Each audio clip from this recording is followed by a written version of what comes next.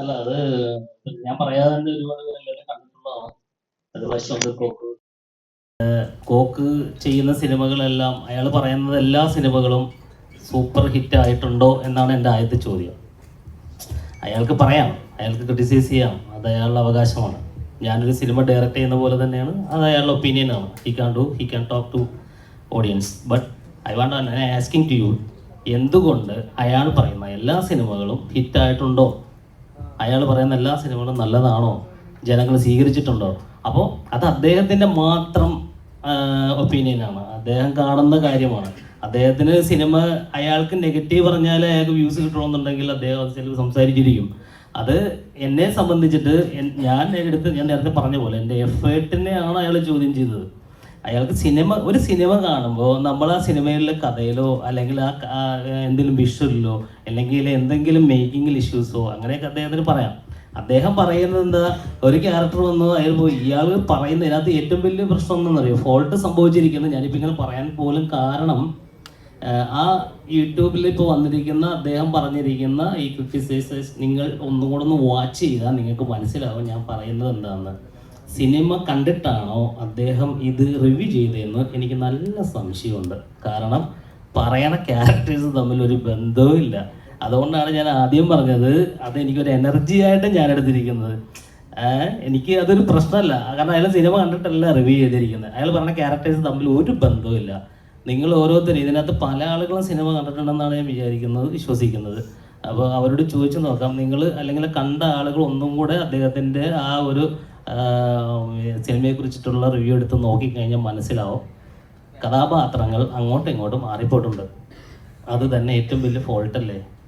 ഇത്രയും കോടി രൂപ മുടക്കി ഒരു സിനിമ എടുത്തിട്ട് സിനിമ കാണാതെ എങ്ങനെയാണ് ഇത് ചെയ്യുക? എനിക്കറിയാൻ പാടില്ല.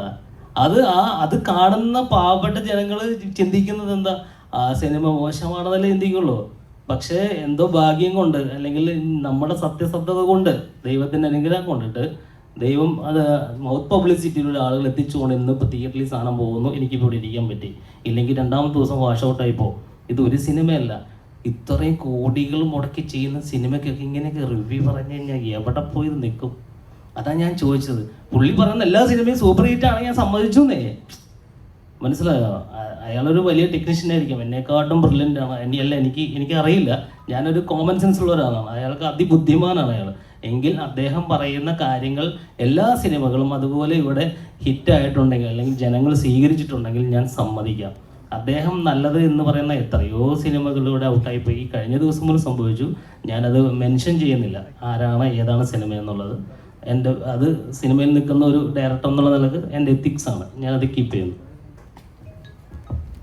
മറിച്ച അഭിപ്രായമാണ് കേട്ടോ ഈ ഇദ്ദേഹം പറഞ്ഞ. കാരണം ഒരു റിവ്യൂവർ എന്തെങ്കിലും പറയുന്നത് വെച്ചിട്ട് അങ്ങനെ തകർന്നു പോകുന്നതല്ല സിനിമകൾ. അദ്ദേഹത്തിൻ്റെ വ്യൂ പറയുന്നു. എത്രയോ സിനിമകൾ അദ്ദേഹം അതുപോലെ ആൾക്കാരും പറയുന്നത് ഓടുന്നുണ്ട്. കാരണം നമ്മളിപ്പോൾ കാണുന്ന ഒരു എനിക്കിഷ്ടപ്പെടുന്നൊരു സിനിമ ചിലപ്പോൾ താങ്കൾക്ക് ഇഷ്ടപ്പെടണമെന്നില്ല, അല്ലെങ്കിൽ എനിക്ക് ഇഷ്ടപ്പെട്ടത് ചിലപ്പോൾ മറിച്ച അഭിപ്രായം പറയാം. അതിലൊന്നും വലിയ കാര്യമൊന്നുമില്ല, അതൊക്കെ നമ്മളൊരു പോസിറ്റീവായിട്ട് എടുക്കണമെന്ന് ഞാൻ പറയുന്നുള്ളൂ. പക്ഷെ ഇദ്ദേഹത്തിന് ഇത്ര വേദനിക്കാൻ കാരണം ഇദ്ദേഹം ഒരു 2 വർഷമായിട്ട് ഇതിൻ്റെ പുറകിൽ നടന്ന. കാരണം ഒരു സിനിമ റിലീസ് ചെയ്യാന്ന് പറയുന്ന ഇന്നത്തെ കാലത്ത് വളരെ വളരെ പണിപ്പെട്ട ഇതാണ്. കാരണം ഞാൻ 94 സിനിമ അഭിനയിക്കാൻ വന്ന ആ വർഷം തന്നെ പ്രൊഡ്യൂസ് ചെയ്ത ആളാണ് ഞാൻ. അന്നൊക്കെ വളരെ ഈസിയാണ് ഈ കാര്യം. അന്ന് നമുക്ക് നിങ്ങളുടെ കയ്യിലിരുന്ന കാശൊക്കെ കണ്ടിട്ട് എനിക്ക് പടം കൊടുക്കാം.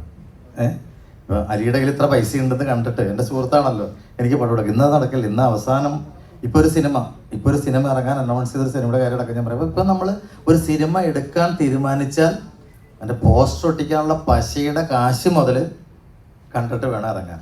കാര്യം മാറിപ്പോയി. അപ്പോൾ ഇറങ്ങുന്ന എല്ലാ സിനിമകളെയും നമ്മൾ ഈ പറയുന്ന പോലെ ഇത് ഇദ്ദേഹത്തിൻ്റെ വേദനയാണ് ഈ പറഞ്ഞത്, പ്രൊഡ്യൂസറുടെ ഇവരുടെയൊക്കെ. അപ്പോൾ അതിൻ്റെ ഒരു എഫർട്ട് ഉണ്ടല്ലോ, ആ എഫർട്ടിനെ നമ്മൾ കളിയാക്കരുതെന്ന് മാത്രമേ എനിക്ക് പറയാനുള്ളൂ. നിങ്ങൾ പറഞ്ഞോളൂ, നിങ്ങളുടെ അഭിപ്രായം പറയാം, പക്ഷെ അതൊരു കൊഞ്ഞാണം കുത്തുന്ന രീതിയിൽ അഭിപ്രായം പറയരുത്. മനസ്സിലായില്ലേ? ഇപ്പം ഈ കുട്ടി എന്നോട് ചോദിച്ചു, ഇപ്പം അഭിനയത്തിലൊക്കെ വളരെയധികം മാറിയിട്ടുണ്ടല്ലോ. ഞാൻ അതിലേക്ക് തന്നെ വരികയാണ്. കാരണം ഇത് നമ്മളിങ്ങനെ തേച്ചൊരു മെനിക്കി കൊണ്ടുവരുന്ന സംഭവമാണല്ലോ. ആദ്യമേ ചിലപ്പോൾ നമുക്ക് അങ്ങനെ ഒരു അവസരം കിട്ടിക്കഴിഞ്ഞാൽ ചിലപ്പോൾ നമുക്ക് ഇത് കുറേ കഴിയുമ്പോഴാണ് അതിലേക്ക് വരുന്നത്. അപ്പോൾ എന്ന് പറഞ്ഞ പോലെ ക്രിട്ടിസൈസ് ചെയ്യാനുള്ളൊരു അവകാശം എല്ലാവർക്കും ഉണ്ട്. പക്ഷേ അത് കളിയാക്കരുത്. അതിനൊരു ഒരു ബൗണ്ടറി ഉണ്ട്. അതിൽ വെച്ചിട്ട് വേണം ചെയ്യാൻ. അത്ര കാരണം ഇവരുടെ എഫർട്ടൊക്കെ നമ്മൾ കുറേ കണ്ടതാണ്. കാരണം ആ ഒരു സിനിമ പുറത്തിറക്കാന്ന് പറഞ്ഞാൽ വളരെ ഇതുള്ള പണിയാണ് ഇല്ലേ. ഇപ്പം തന്നെ സിനിമകൾ തന്നെ ഇതുപോലെ പല ആൾക്കാരും പലതും പറഞ്ഞ് നമുക്ക് സിനിമകൾ ഇല്ലാതെയായി കേരളത്തിൽ. ഞാൻ അതിലേക്കൊന്നും കിടക്കുന്നില്ല. ഫൈറ്റ് സീനുകളിലേക്ക് വീണ്ടും ഫൈറ്റ് പണ്ടും ഫൈറ്റ് ഇടികൊള്ളാൻ വേണ്ടി മാത്രം പണ്ട് കാലമുണ്ട്. ചെന്നൈയിൽ നിന്ന് തിരുവനന്തപുരം പോയി ഫ്ലൈറ്റ് പേടി മേടിക്കുക, പിന്നെ തിരിച്ചങ്ങോട്ട് പോകുന്നത്. പക്ഷെ ഇത് വേറെ രീതിയിലേക്ക് സിനിമ മാറി. പണ്ട് ഫൈറ്റ് മാസ്റ്റർ മാത്രമേ ഏൽപ്പിക്കുന്നു, ഇപ്പോൾ ഡയറക്ടറും അതിനോട് ഇൻവോൾവ് ആകും. ഈ ഫൈറ്റ് സീനുകൾ എടുക്കുമ്പോൾ ബാബുച്ചേട്ടനെ സംബന്ധിച്ചിടത്തോളം ഒരു തൃപ്തി തരുന്നുണ്ട്. അത് തീർച്ചയായിട്ടും തൃപ്തി തരുന്ന വെച്ചാൽ ആൾക്കാരത് അംഗീകരിക്കുന്നു എന്നുള്ളതാണ്.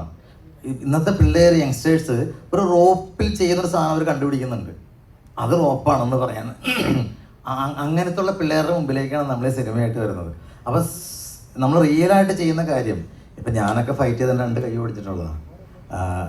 എനിക്ക് കണ്ടമാനം പരിക്കുകൾ പറ്റിയിട്ടുള്ളത്. ഞാൻ അതൊന്നും ഈ അവസരത്തിൽ പറഞ്ഞാൽ അന്ന് ഫൈറ്റിന് അത്ര ഇമ്പോർട്ടൻസ് ഉണ്ടായിട്ടുള്ളൂ. ഞാൻ ഫൈറ്റ് ചെയ്ത് വീണ് ലാസ്റ്റ് ബോധം കെട്ട് കിടക്കുന്ന അവസരത്തിലാണ് ആ സിനിമ മതി എന്നും പറഞ്ഞിട്ട് അന്നത്തെ പ്രൊഡ്യൂസർ പോയത്. എന്നൊരു ആശുപത്രി പോലും കൊണ്ട് അവർ അഡ്മിറ്റ് ചെയ്തില്ല, അവിടെ ഉപേക്ഷിച്ചിട്ട് പോയിരുന്നു. ഞാൻ സിനിമയുടെ പേരൊന്നും പറയുന്നില്ല. അപ്പോൾ അത് അന്നത്തെ കാലം. ഇന്നത് മാറിയിട്ട് ഇപ്പോൾ ഞാൻ പറഞ്ഞില്ല, ഇപ്പോൾ പള്ളിച്ചട്ടം, ഇപ്പോൾ ഞാൻ ലാസ്റ്റ് ചെയ്ത പടം, എന്തൊരു എഫർട്ടാണ് അവരെടുക്കുന്നത് ആ പടത്തിന് വേണ്ടിയിട്ട്. ആ ഓരോ ഫൈറ്റിൽ ഓരോ ഷോട്ടിന് വേണ്ടി എടുക്കുന്നത്. അതുപോലെ തന്നെ ഈ പടത്തിലേക്ക് വന്നു കഴിഞ്ഞാൽ തന്നെ പല മാസ്റ്റർമാരുണ്ട്. എല്ലാം നമ്മുടെയൊക്കെ എൻ്റെയൊക്കെ അസിസ്റ്റൻസ് പിള്ളേരാണ് ഇപ്പോഴത്തെ വലിയ മാസ്റ്റർമാർ. ഞാനൊക്കെ ഇടികൊണ്ട് കിടക്കുന്ന സമയത്ത് ഈ താരായ മാസ്റ്ററിനെ, സുബ്രഹ്മണ്യ മാസ്റ്ററിൻ്റെയും കനൽക്കണ്ട മാസ്റ്ററിൻ്റെയൊക്കെ അസിസ്റ്റൻസ് ആയിരുന്നവർ ഇന്നത്തെ വലിയ മാസ്റ്റർമാർ. അപ്പോൾ അവരൊക്കെ ഇന്ന് പറയുന്ന ഷോട്ടുകളും അവരിന്ന് വെക്കുന്ന കാര്യങ്ങളും അതിനുവേണ്ടി ഇവർ ചെയ്യുന്ന എഫർട്ടുകളും, ഇന്നിപ്പോൾ ഏതൊരു സെറ്റിൽ ചെന്നാലും നമ്മൾ ഒരു ക്രെയിൻ ഇല്ലാത്ത സ്ഥലമില്ല, ഒരു ട്രാക്ടർ ഇല്ലാത്ത സ്ഥലമില്ല, മറ്റേ എയർ, അതുപോലെ തന്നെ കാണുന്ന ഫെസിലിറ്റീസ്. പണ്ട് അങ്ങനെ ആയിരുന്നില്ല. ഞാനൊക്കെ 4ാം നിലയുടെ മുകളിൽ നിന്ന് താഴേക്ക് എടുത്ത് വലയിലേക്കാണ് പറഞ്ഞ് വിശ്വസിക്കൂ. മാന്ത്രിക കുതിര എന്ന് പറഞ്ഞ സിനിമയിൽ ലാലു അലക്സേട്ടനടക്കം അങ്ങനെ വല പിടിച്ചേക്കാം. ഞാൻ 4ാം നിലയുടെ മുകളിൽ നിന്ന് താഴേക്ക് കിടന്ന് അന്നൊരു ബലൂണോ റോപ്പോ ഒന്നുമില്ല, ആ വലയിലേക്ക് ആയി കാലൊടിഞ്ഞു. അത് എപ്പോഴായിരിക്കും ആ സാധനം എടുക്കുന്നത്? അവസാനം ലൈറ്റ് പോകുന്ന സമയത്ത് 6 മണിക്ക് ഫിലിം ഉണ്ടാവില്ല, ഒരു 250 അടി ഫിലിമായിരിക്കും. അപ്പോൾ പലപ്പോഴും ശശിവാസൻ എടുത്തു പറയും, ബാബു സ്റ്റാർട്ട് ക്യാമറ ഇല്ല, സ്റ്റാർട്ട് ക്യാമറയിലാണ് ആക്ഷൻ എന്ന് പറയാൻ ഫിലിമില്ല. സ്റ്റാർട്ട് ക്യാമറ എന്ന് പറഞ്ഞപ്പോൾ ചാടിക്കൊള്ളണം, ആക്ഷൻ എന്ന് പറയുമ്പോൾ അത്ര ഫിലിം പോകും. അങ്ങനെ സിനിമ ചെയ്ത് വന്ന ആൾക്കാരാണ് നമ്മൾ. പക്ഷേ ഇപ്പം എന്തെല്ലാം ഫെസിലിറ്റീസ്. പണ്ട് അതുപോലെ തന്നെ കയറി കെട്ടി പൊക്കുന്ന സാധനത്തിനൊക്കെ ഒരു തോർത്ത് വെച്ചങ്ങ് കെട്ടിയിട്ട്, ഒരു തോർത്ത് ഇങ്ങനെ കെട്ടിയിട്ടാണ് ഈ കുളത്തിലിട്ട് പൊക്കണത് നമ്മൾ. അപ്പം മോളിൽ ചെന്നെങ്കിൽ ശ്വാസം മുട്ടും. അതൊക്കെ മാറി. അപ്പോൾ അതിനുള്ള ഫെസിലിറ്റീസ് വന്നു. അതോടൊപ്പം തന്നെ ഇപ്പോൾ ഈ പ്രൊഡ്യൂസർ ഒരു പടത്തിന് വേണ്ടി കാശ് മുടക്കുന്നുണ്ടെങ്കിൽ, ഞാനൊരു കാര്യം പറയാം, പണ്ടൊക്കെ എന്താണ് കേരളത്തിൽ ഈ കോമഡി സിനിമകൾ മാത്രം ഉണ്ടായിക്കൊണ്ടുവന്നത്. കോമഡി സിനിമകൾക്ക് വളരെ എളുപ്പമാണ്, കാരണം ഒരു സിറ്റുവേഷനൊക്കെ ഉണ്ടാക്കി കോമഡി പറഞ്ഞ ആൾക്കാർ ചിരിച്ചോളും. പക്ഷെ ഒരു ആക്ഷൻ സംഭവത്തിലേക്ക് വരുമ്പോൾ ഒരു കാറ് പൊട്ടണം, ആ കാറിന് കാശ് ചിലവാക്കണം. മനസ്സിലായില്ലേ? അപ്പോൾ അതുകൊണ്ട് നമ്മുടെ ഏരിയ, ഞാൻ നാളെ പറഞ്ഞു, നമുക്കൊരു 14 സ്റ്റേഷനിൽ ഉണ്ടായുള്ളൂ. 14 റിലീസിങ് സ്റ്റേഷൻ വെച്ചിട്ടാണ് നമ്മൾ ഈ സിനിമ ഉണ്ടായിക്കൊണ്ടിരുന്നത്. അപ്പോൾ അതിൽ നിന്നൊക്കെ മാറിപ്പോയി. ഇപ്പം നമ്മുടെ കേരളത്തിൽ കോവിഡ് കഴിഞ്ഞതിന് ശേഷം കേരളത്തിൽ ഇവിടെ നിന്ന് ഉത്തരാഖണ്ഡ് വരെ, ഞാനിപ്പോൾ ഇന്നാൾ പോയപ്പോൾ ഉത്തരാഖണ്ഡിൽ ഡെറാഡൂണിൽ നമ്മുടെ പടം കളിക്കുന്നു. സന്തോഷമായി. മലയാള സിനിമ അവിടം വരെ എത്തി. അപ്പോൾ അങ്ങനെ വലിയൊരു അംഗീകാരം നമുക്ക് കിട്ടിയിട്ടുണ്ട്. അപ്പോൾ അതുകൊണ്ട് ഇപ്പോൾ ഫൈറ്റ് എന്ന് പറഞ്ഞാൽ ഈ പടത്തിൽ 11 ഫൈറ്റ് ഉണ്ട്. ആ 11 ഫൈറ്റിലും ഈ ഡയറക്ടർ എന്ന് പറഞ്ഞാൽ അതിൻ്റെ കട്ടയ്ക്കുണ്ട്. അതുപോലെ തന്നെ അതിൻ്റെ ക്യാമറമാനും, അതുപോലെ തന്നെ അതിൻ്റെ കാശ് മുടക്കാൻ പ്രൊഡ്യൂസറും.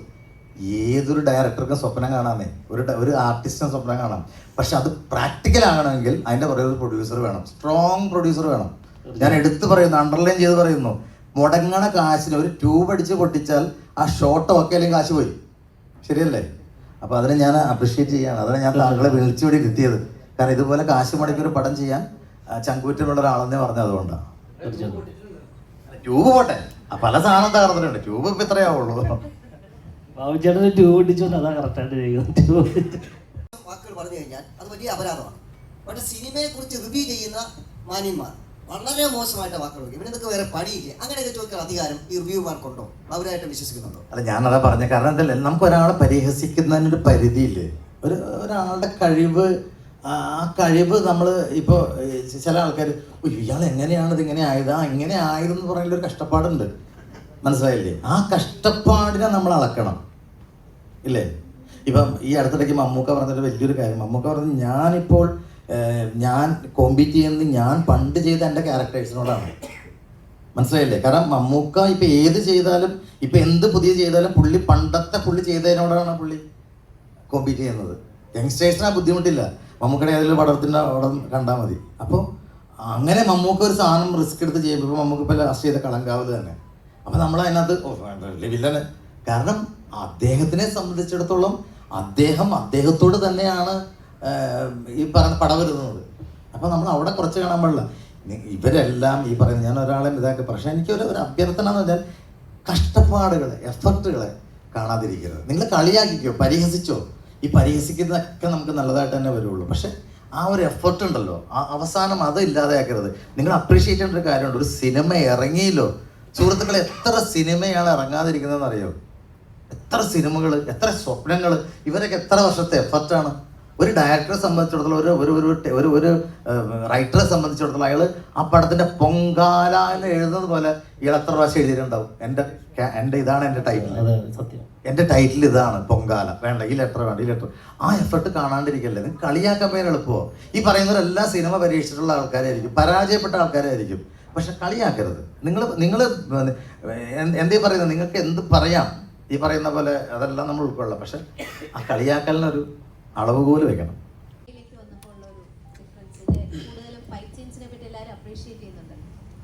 എല്ലാവർക്കും നമസ്കാരം. ഈ സിനിമ എഴുതുന്ന സമയം തൊട്ട് എൻ്റെ ഡയറക്ടറായിട്ട് എനിക്ക് കമ്പനി ഉണ്ട്. അപ്പോൾ നേരത്തെ പറഞ്ഞില്ലേ നമ്മൾ ഇതിനകത്ത് കുറേ തെറി വാക്കുകൾ ഉപയോഗിക്കുന്നുണ്ട് എന്നൊക്കെ. ഇത് റിയൽ നടന്നൊരു സംഭവം കൊണ്ട് നമുക്ക് അത് തന്നെ എഴുതിയേ പറ്റുള്ളൂ. ഞാനൊരു റൈറ്ററായതുകൊണ്ട് നമുക്ക് ആവശ്യമുള്ളത് എന്തായാലും എഴുതണം. അത് മാറ്റി പുതിയ സ്റ്റൈലാക്കിയിട്ട് കാര്യമില്ല. പിന്നെ ഈ പടത്തിനൊരു കാലഘട്ടവും നമ്മൾ പറയുന്നുണ്ട്. അപ്പോൾ ആ കാലഘട്ടത്തിലെ രീതികളായിരിക്കുമല്ലോ നമ്മൾ എഴുതി വയ്ക്കുക.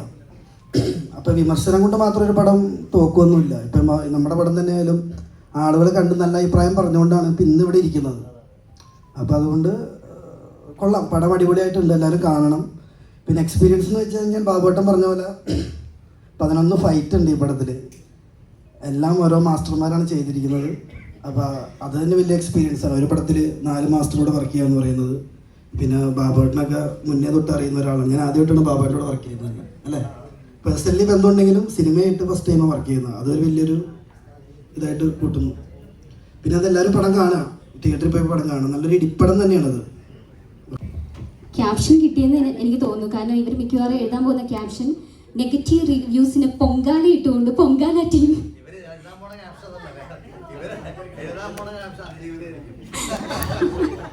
എന്തായാലും താങ്ക് യു സോ മച്ച്.